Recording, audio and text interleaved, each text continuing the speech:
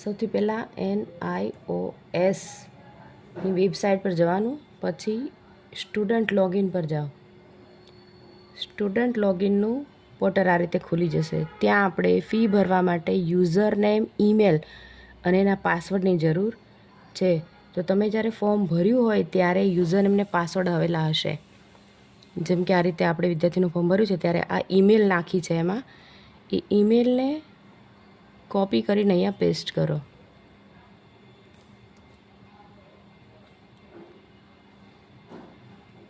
અને એનો પાસવર્ડ જે આપણને આવેલો છે એ મેલમાં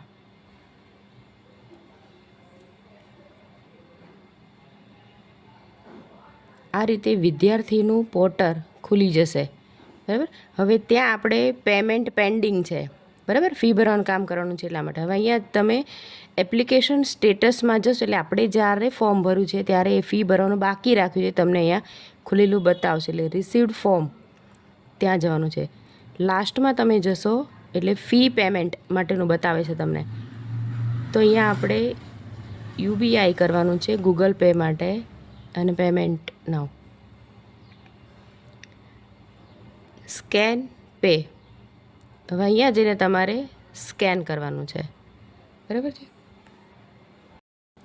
આ રીતે આ વિદ્યાર્થીની ગૂગલ પે ભરી એ સક્સેસ બતાવે છે. હવે ફરી તમારે એના પોર્ટલ પર જવાનું છે, ડેસ્કબોર્ડ. ત્યાં જઈને પેમેન્ટ હિસ્ટ્રી જુઓ તમે. બરાબર, આ ફી ભરાઈ ગઈ છે એની. અહીંયા પ્રિન્ટમાં જઈને આ પ્રિન્ટ કરવાની છે આપણે, પણ હાલ આપણે એને એક ફોલ્ડરમાં વિદ્યાર્થીના દરેકની રિસિપ્ટ રાખશો. એટલે નામ કોપી કરો, ત્યાર પછી અહીંયા પ્રિન્ટનો ઓપ્શન આપશો એટલે સેવ એઝ PDF થઈ જશે. આ PDFને આપણે એક સ્કૂલનું જે નામ છે ત્યાં નવું ફોલ્ડર બનાવીને એના અંદર એને સેવ કરવાનું છે.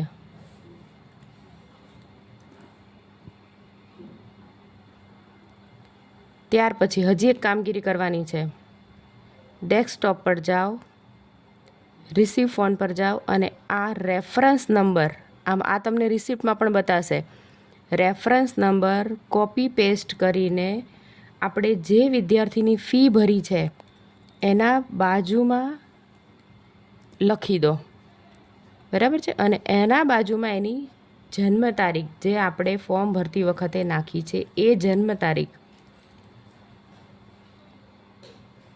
કેમ કે હવે પછી આપણે જ્યારે પણ સ્ટુડન્ટનું પોર્ટલ ખોલવાનું થશે તો ત્યારે આપણને આની જરૂર પડે છે.